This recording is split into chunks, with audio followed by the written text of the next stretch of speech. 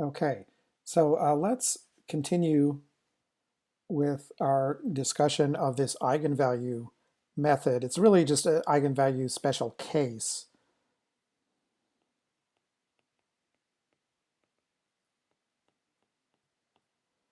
In that if the system is in a state psi that is an eigenfunction of the operator A, in other words, acting A on psi, acting your operator A on psi gives you back an eigenvalue, some constant times psi. Constant could be any value, typically a real value. It can also be zero. Eigenvalues can be zero. That would still make psi an eigenfunction of A. It would just have an eigenvalue of zero.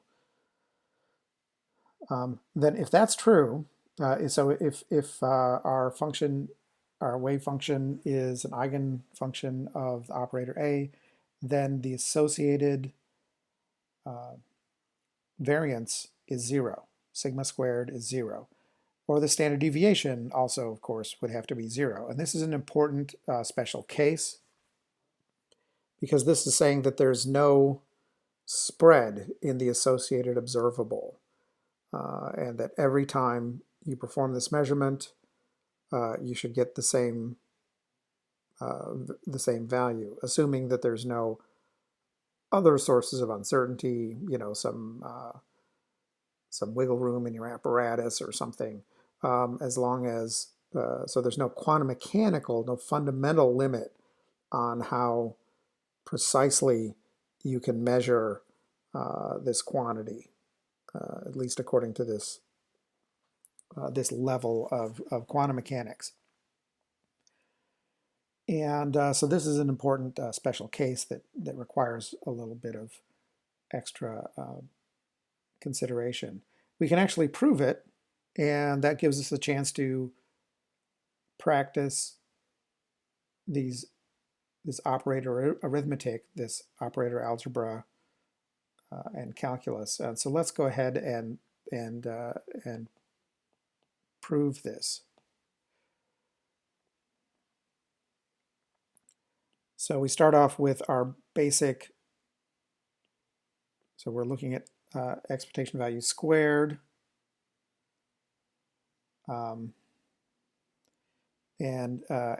we would actually measure that, and of course we would want to also measure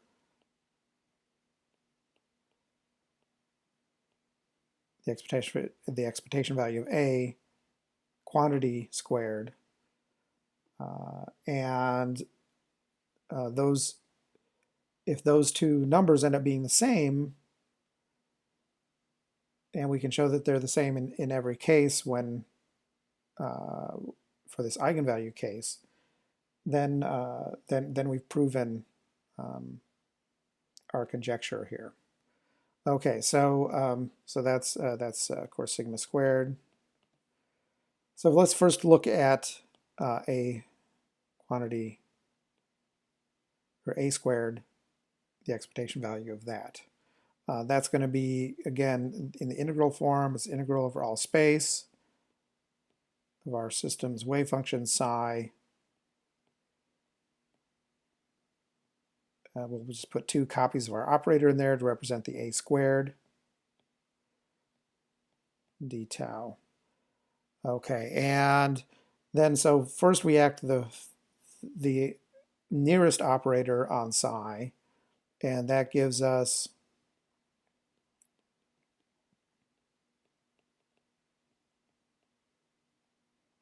little a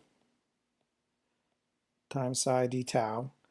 And then we can actually, since now we've replaced, so using, that's not generally true, but it's true in this case. We've said that psi is an eigenfunction of big operator big A, and it has an eigenvalue of little a, and that's a constant. Okay, so that's in the setup of this problem. So then we can actually move that little a outside the integral, right, because it's just a constant.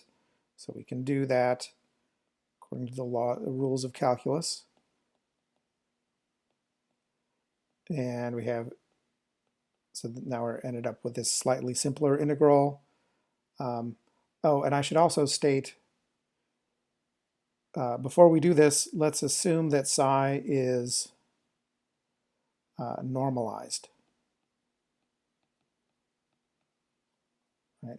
If not, we can always just find, we can take psi and normalize it first, which we would have to do anyway before calculating an expectation value. Yeah, that's very important. You can only really calculate expectation values using normalized wave functions.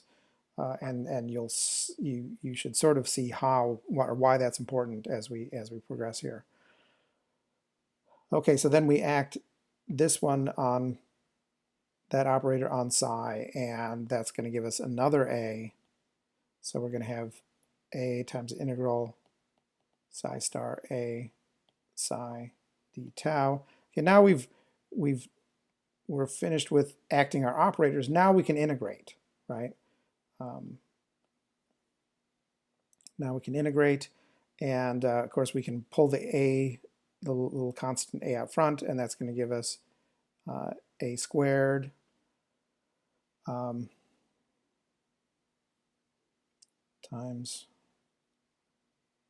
hold on,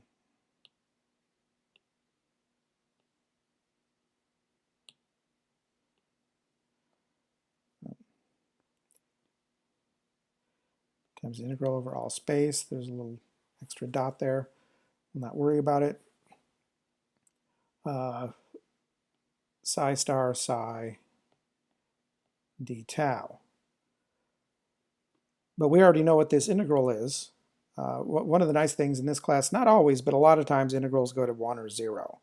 So this is one of those cases where we start off with a normalized wave function as we have to, always for calculating expectation values.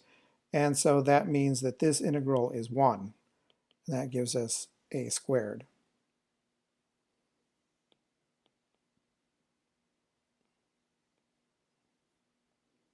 Okay, now we want to calculate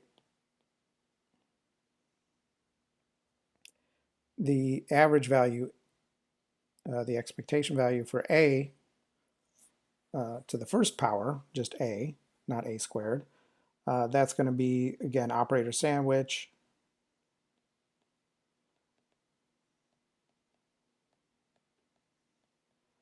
And we can see that the expectation value is going to be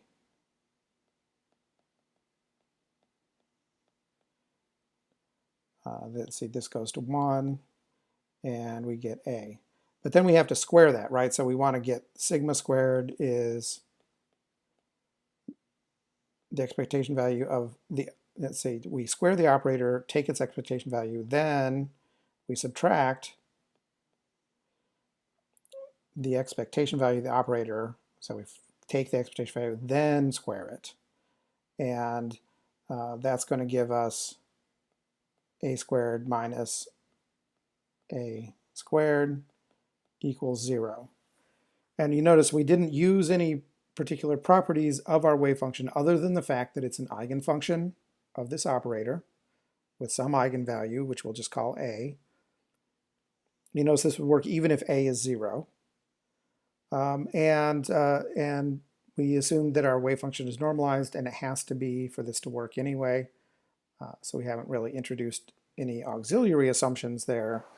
And so then we end up with the sigma squared is 0.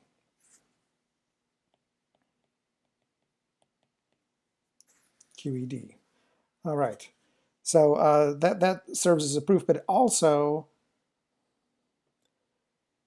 it's providing somewhat of a template for how to work these kinds of problems. Right? So you may have to do this with more with other kinds of functions. There'll be similar cases where you have to invoke the normalization of the wave function to set an integral, to evaluate an integral as 1, things like that. So these are all, even though this is a proof, this isn't I know this isn't really a pure math course. You know, we're trying to actually solve problems about specific chemical systems, but sometimes proofs are useful, and they perform they give us a useful general result, and they give us gives us some idea how to generally attack these kinds of problems. What are some of the steps that are involved? Or in other words, another way of saying this, a lot of the problems in this course are going to be a little bit more like proofs and and not so much like a plug and chug algebra problem, right? There's going to be a series of steps to get you from the answer, not just start off with an equation, rearrange so that you get x on one side and all the other stuff on the other side. The problem solving is a little bit more involved than that. There's more like a procedure, a set of steps. Okay, so that was method 2, and it's a special case 2, really. And now let's move on to the other method, which is kind of related, but we don't want to conflate the two. It's really different, and that's the third method, is the superposition method.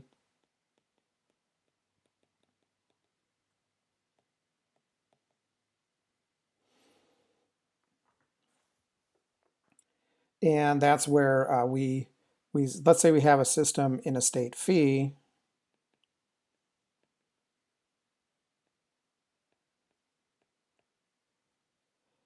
okay, and that phi is written as using a superposition of basis functions. So we have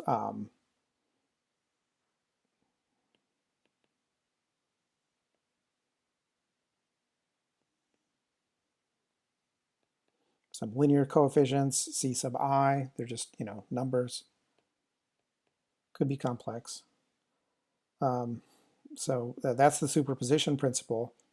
And what else do we know? Oh, yeah, we know that we chose our function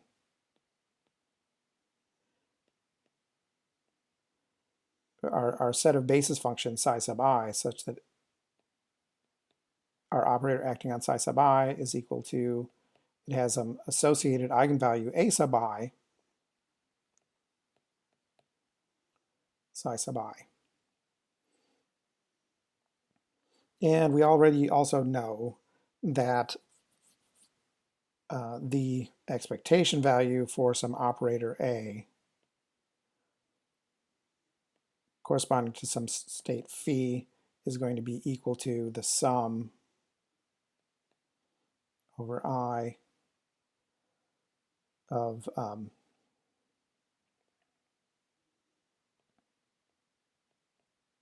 Ci modulus squared AI, where those AI are the individual eigenvalues.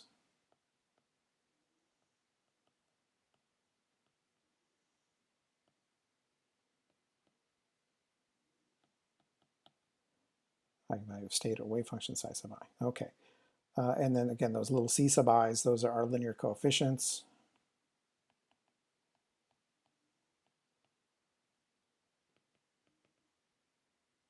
Okay. So then we're back to this problem of how do we calculate sigma squared for this operator, and it's going to be a quantity squared minus the operator squared, then the expectation value minus the expectation value of the operator, then take that number and square it. So in one case it's the squared is inside the square brackets, in other case it's outside the square brackets. Okay, so then that's going to be equal to, in the case of, I think I'm going to skip some steps here because they're fairly obvious. We already looked at what a squared should look like for the eigenvalue case. So that this is going to give us a sum for I, let's say I equals 1 to n. And sometimes I leave out the limits. They can be assumed to cover whatever the space is of the problem. Then we're going to get Ci modulus squared, so that's Ci times Ci times Ai squared, right? Because there's going to be two copies of it because the operator shows up twice. Okay, so it's Ci squared, Ai squared. We have to be careful. Some things get squared, some things don't. We'll have to be a little bit careful about that. Then this other one is going to give us a, let's see, we're going to have minus, let's see, I'm going to use a curly brace here because we're going to take whatever's inside this summation here.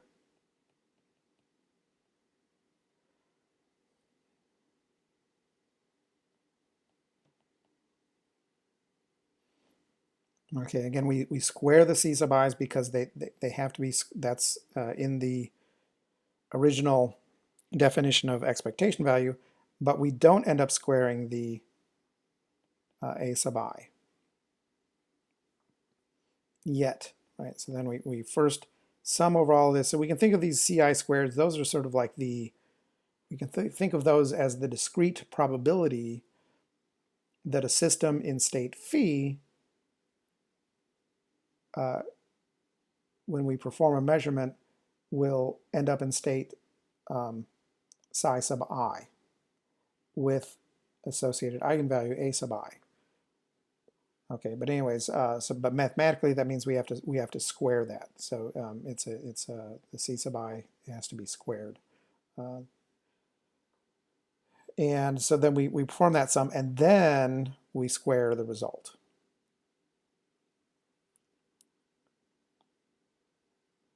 Okay, and so this is actually the calculation you would have to perform. Now that may seem a little abstract and a lot of terms. So let's look at an example. Homework style example. So let's assume we've got these wave functions. We have a system in some state phi. Okay, let's first of all.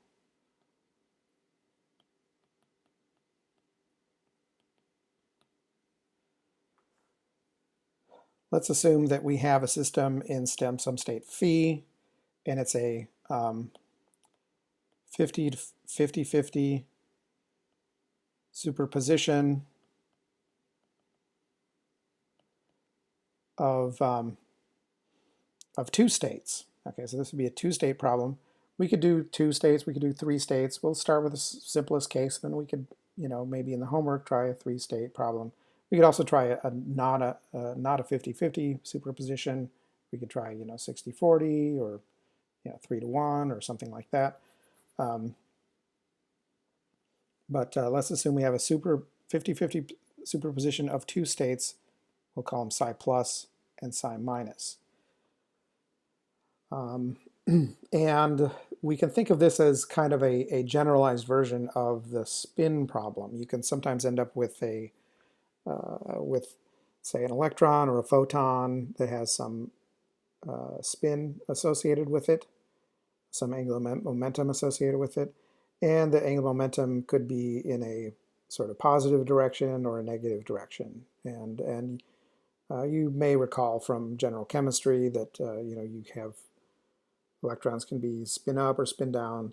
They can also be in a superposition of spin up and spin down. So we can think of this as kind of like an abstract version of that, where we have two states, psi plus, psi minus, and we have that acting our operator. So those are our basis set, our orthonormal basis set.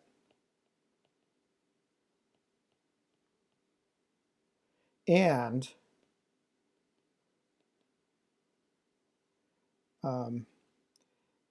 acting our operator on psi plus gives us back a positive value, A times psi plus.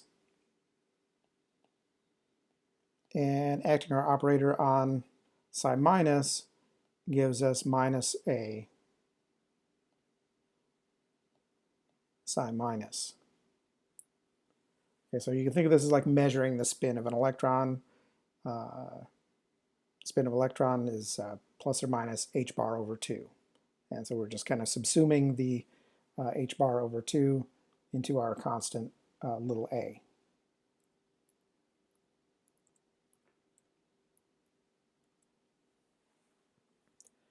Okay, and furthermore, I said we have a 50-50 superposition. So our psi is going to be written 1 over square root of 2. Now, why isn't it 1/2? We'll see in just a moment.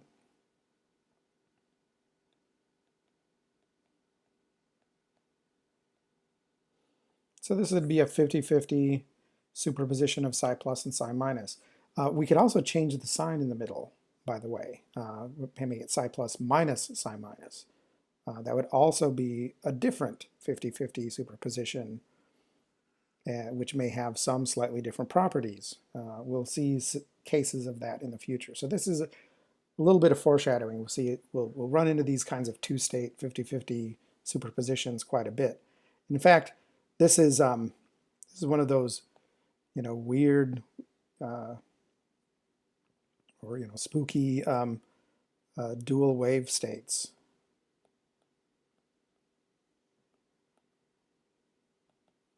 And we won't worry too much right now about how to prepare it, a dual wave state, but these things, they just sort of occur in certain situations, and we need to understand them. So, okay, so then we have a system like this, and we want to measure the spin of, say, of this system, and the spin is associated with that operator big A.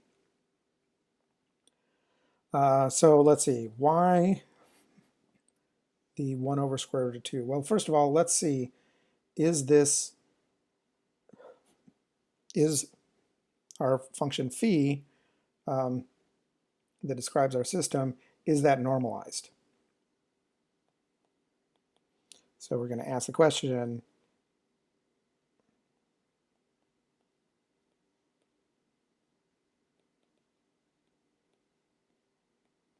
is this integral equal to 1? Well, we perform our substitution. So that's going to give us equals, first of all, we have two copies of this. Oh, if psi star, or phi star, of course, is simply going to be 1 over square root of 2 psi plus star plus psi minus star, where the star, again, indicates a complex conjugate. Okay, so then plugging that in and our other definition, we get to have two factors of 1 over square root of 2, so now we get a half. Right, 1 over square root of 2 times 1 over square root of 2 is equal to 1/2. Then we have this integral psi plus star plus psi minus star psi plus psi minus d tau over all space. Okay, then we expand, right? We use the typical FOIL method, and that's going to give us psi plus star psi plus as the first. Then the outer is going to be psi plus star psi minus plus inner is going to be psi minus star psi plus plus psi minus star psi minus. And this is all, I'm going to omit the parentheses there, but that d tau extends over all the stuff that's between the integral sign. Okay, and now we have to just look at the individual terms. So then the integral of a sum is equal to the sum of the integrals. So we're going to have equals 1/2 and then this integral, let's see, this is an orthonormal set. So the integral of psi plus star psi plus is going to be 1 because it's normal. Psi plus and psi minus are orthogonal to each other, so then this integral is going to give us 0. Similarly, this integral is going to give us 0, and this integral is going to give us 1. And so we have 1/2 of times 2, right? We have a 1 here, a 0, a 0, and a 1, so that adds up to 2, equals 1. And we've shown that this is normalized.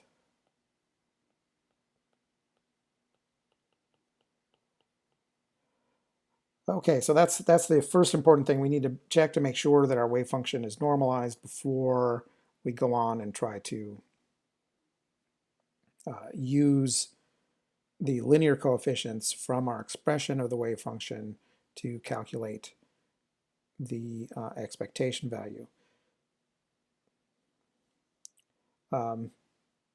So now let's calculate the expectation value of, we'll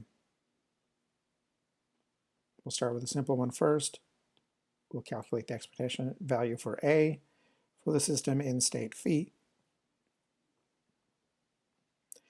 And then the question is, what are our linear coefficients? Here's where we have to inspect our function here, and we see that comparing it to this functional form, right, that phi is equal to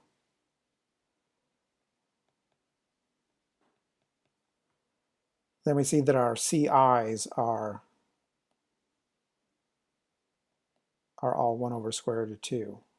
In other words, C plus is equal to C plus star is equal to C minus is equal to C minus star is equal to 1 over square root of 2. Now we end up squaring those, so that gives us our factor of 1 over 2.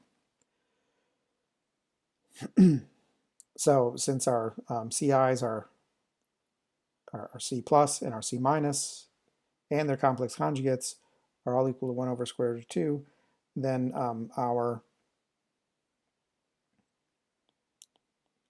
expectation value is going to be C plus star C plus times, we'll say A plus for now. Of course, that's just A.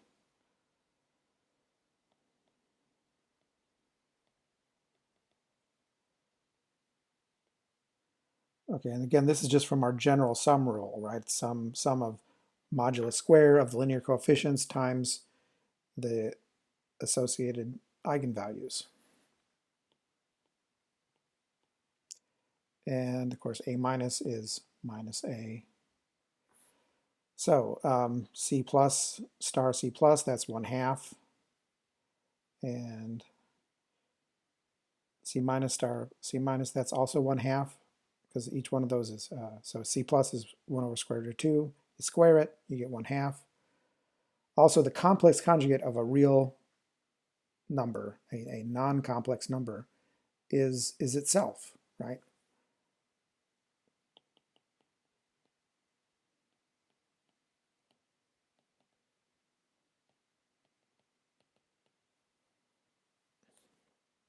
As can readily be shown based on the basic definition of complex numbers. Okay. So we need to include the fact that they're, in this case, they could be complex. All right, so then let's move on to the next step. So then we have 1/2 A plus 1/2 times minus A. Oops.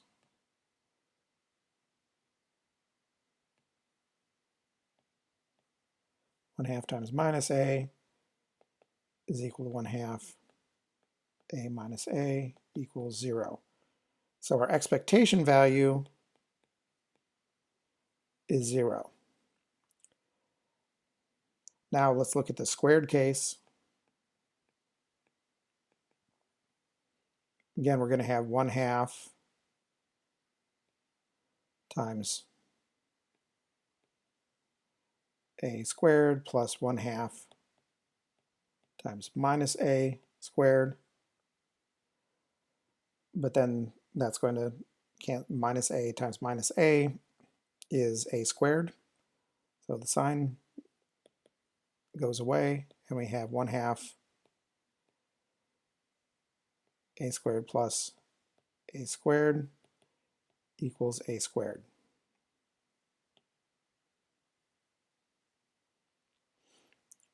Okay, are we finished yet? Not quite, right?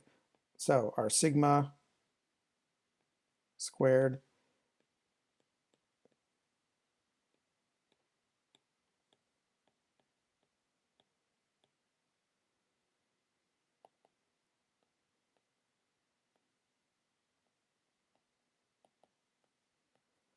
is going to be, our sigma squared is going to be a squared. So this is a result for one of these dual wave states. And where you have a system in this 50-50 probabilistic superposition of two states where it could either be, say, spin up or spin down with equal probability.